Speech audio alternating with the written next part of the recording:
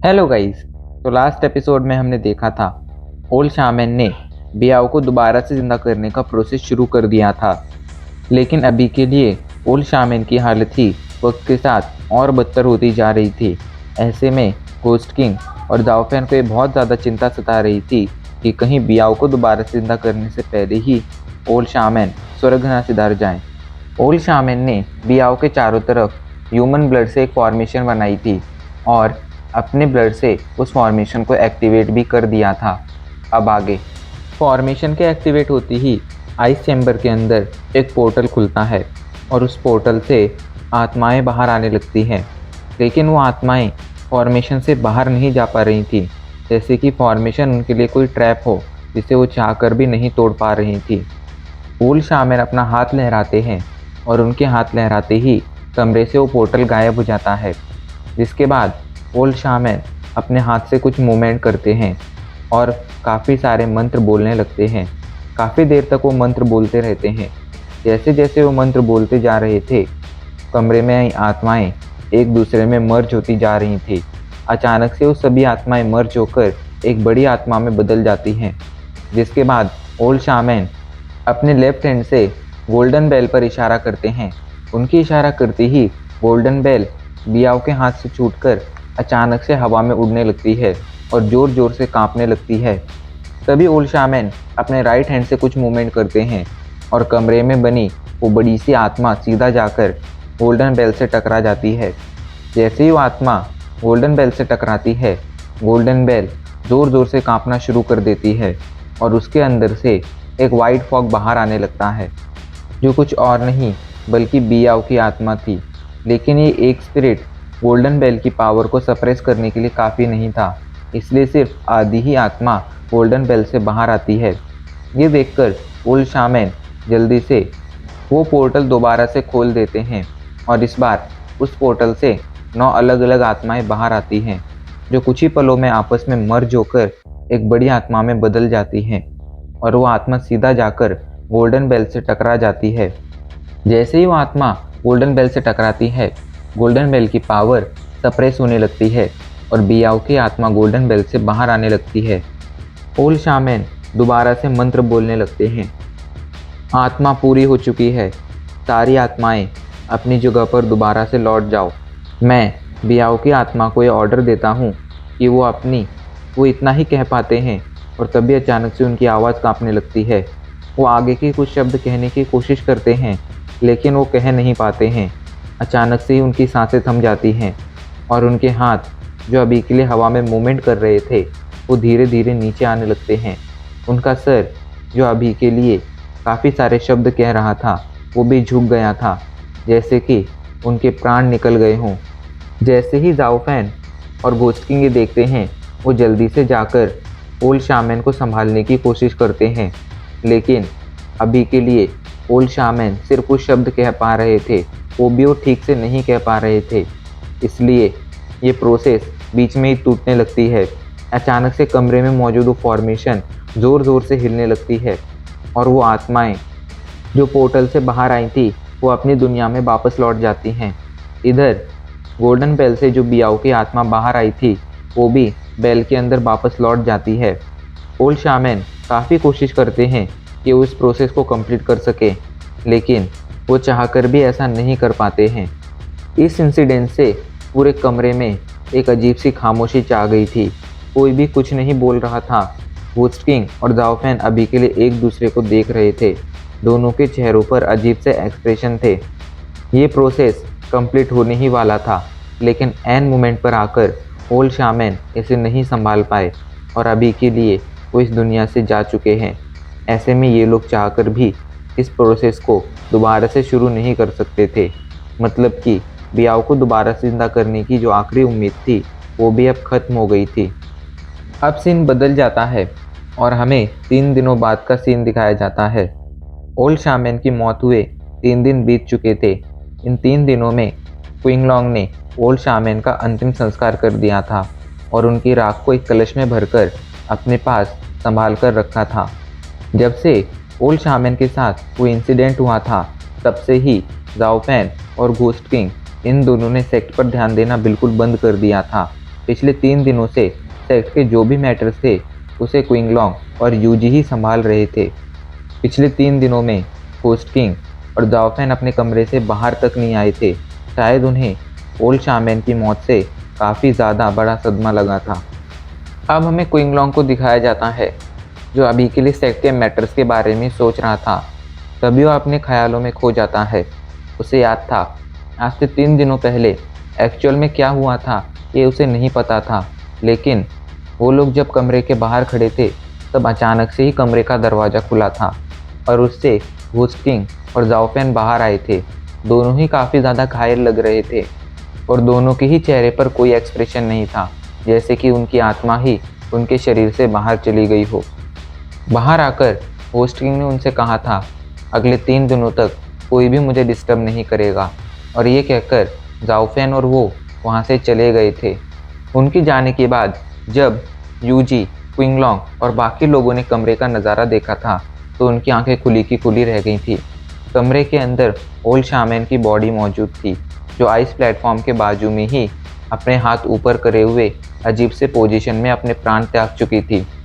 Blood formation पूरी तरह से बंद हो चुकी थी और गोल्डन बेल बियाओ के हाथों में वापस लौट गई थी। अभी वो ये सब सोच ही रहा था तभी वहाँ पर यूजी आ जाती है और उससे कहती है क्या सेक्ट हेड अभी तक अपने कमरे से बाहर नहीं आए। इस पर क्विंगलॉन्ग कहता है नहीं, पिछले 3 दिन हो गए हैं। पिछले 3 दिनों से सेक्ट हेड ना ही अपने कमरे से बाहर आए हैं, ना ही उन्होंने किसी को अपने कमरे में आने दिया है। पता नहीं अभी के लिए वो कैसे होंगे। ये सुनकर यूजी भी अपना सिर हिलाने लगती है। उन लोगों ने अपनी आंखों से तो नहीं देखा था कि आखिर कमरे में क्या हुआ था, क्योंकि वो लोग कमरे के बाहर मौजूद थे, पर कमरे का सीन देखकर और घोस्ट किंग और जाओफेन के एक्सप्रेशन देखकर वो लोग समझ गए थे कि जो भी हुआ है वो बिल्कुल भी अच्छा नहीं हुआ है।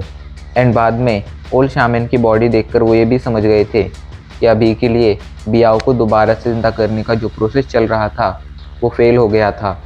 दोनों ही समझते थे इस दुनिया में अपनी आंखों के सामने अपनी उम्मीद टूटते देखना सबसे ज़्यादा बुरा होता है और यही चीज़ सबसे ज़्यादा डिप्रेस करने वाली होती है। ऐसे में वो दोनों होस्ट किंग और जाओफेन की हालत को समझ सकते थे। होस्ट किंग के कमरे के बाहर खड़े अभी ये दोनों बातें ही कर रहे थे, तभी अचानक से कमरे का दरवाज़ा खुलता है। कमरे का दरवाज़ा खुलता देख दोनों ही शांत होकर कमरे की तरफ देखने लगते हैं। तभी दरवाजे से होस्ट किंग बाहर आते हैं। होस्ट किंग को देखकर दोनों ही चौंक जाते हैं, क्योंकि होस्ट किंग जिनके सर पर आज से कुछ दिनों पहले काले बाल हुआ करते थे, अब वो काले बाल पूरी तरह से सफ़ेद हो गए थे और उनकी बॉडी देखकर लग रहा था कि उनकी बॉडी में कोई एनर्जी नहीं थी।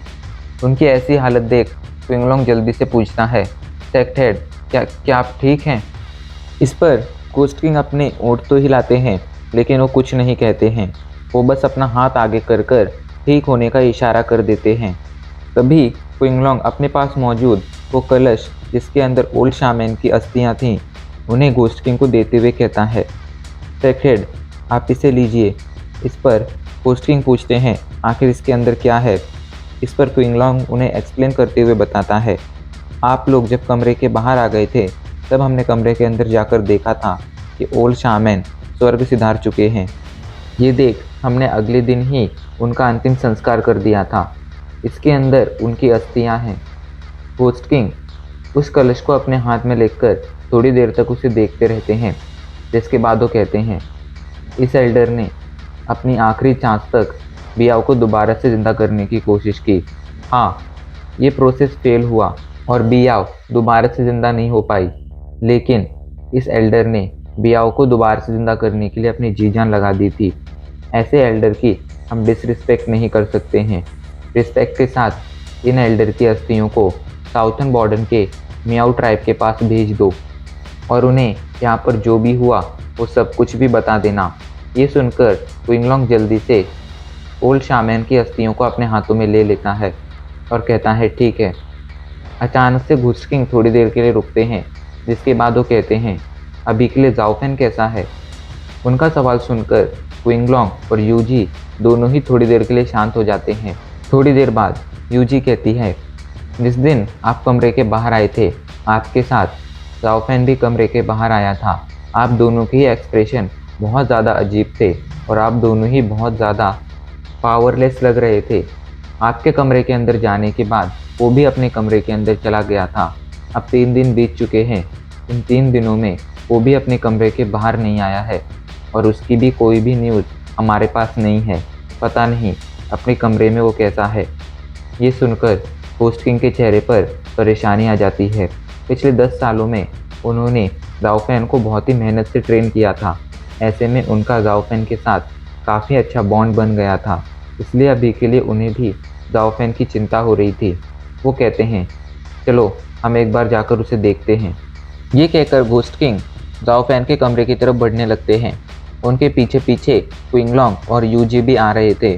कुछ ही पलों में वो लोग गाओफैन के कमरे के बाहर पहुंच जाते हैं। कमरे के बाहर अभी के लिए घोस्ट किंग सेट के कुछ डिसाइपल मौजूद थे, जिन्हें वहां पर क्विंगलॉन्ग ने ही खड़ा किया था। क्विंगलॉन्ग जल्दी से कमरे का दरवाज़ा खोलता है और कमरे के अंदर चला जाता है, लेकिन कमरे के अंदर जाते उसकी आंखें खुली की खुली रह जाती हैं, क्योंकि कमरे के अंदर कोई भी नहीं था। पूरा कमरा खाली था और कमरे में मौजूद चीज़ें अपनी जगह पर ही रखी हुई थी। बस कमरे में जो बेड मौजूद था वो थोड़ा अस्त व्यस्त लग रहा था। कमरे की हालत देख क्विंगलॉन्ग और घोस्ट किंग जल्दी से कमरे से बाहर आते हैं और कमरे के बाहर खड़े डिसाइपल से पूछते हैं, आखिर वाइस लीडर कहाँ पर गए हैं? क्या तुम लोग ये जानते हो? इस पर एक लड़का आगे आकर कहता है, सेक्ट हेड, हम पिछले 3 दिनों से यहाँ पर खड़े थे, लेकिन पिछले 3 दिनों में एक पल के लिए भी वाइस लीडर कमरे से बाहर नहीं आए थे। आज सुबह ही पता नहीं क्यों वो अचानक से कमरे से बाहर आए और वो यहाँ से सीधा जाने लगे। ये देख कुछ डिसाइपल्स ने उनका पीछा किया और ये देखा कि वो इस पूरे माउंटेन रेंज से ही बाहर चले गए। सेक्ट के डिसाइपल्स उनका पीछा कर रहे थे, लेकिन उनके चेहरे पर बहुत ही डरावने एक्सप्रेशन थे, जिन्हें देखकर सेक्ट के डिसाइपल डर गए और उन्होंने उनका पीछा करना बंद कर दिया और वो लोग वापस लौट आए। ये सुनकर घोस्ट किंग और क्विंगलॉन्ग दोनों ही परेशान हो जाते हैं। तभी उनकी नज़रें कमरे में रखे एक लेटर पर पड़ती हैं। क्विंगलॉन्ग जल्दी से जाकर उस लेटर को उठाता है और उसे खोलकर देखता है। उस लेटर के अंदर ज़्यादा कुछ नहीं लिखा था। उसमें बस इतना लिखा था, प्लीज़ ओल्ड शामैन की जो अस्थियां हैं उन्हें म्याऊ ट्राइब के पास भेज देना, गाओफैन। लेटर पढ़ने के बाद होस्ट किंग सेक्ट के डिसाइपल्स को वहाँ से जाने के लिए कहते हैं। सेक्ट के डिसाइपल्स के वहाँ से जाते ही क्विंगलॉन्ग कहता है, सेक्ट हेड गाओफैन वो इतना ही कह पाता है। तभी होस्ट किंग सोचते हुए कहते हैं, उसका भी दिल बहुत बुरी तरह से टूटा है और अभी के लिए वो एक ब्रोकन हार्टेड पर्सन बन चुका है। और अब इसी के साथ हमारा एपिसोड यहीं पर ख़त्म हो जाता है।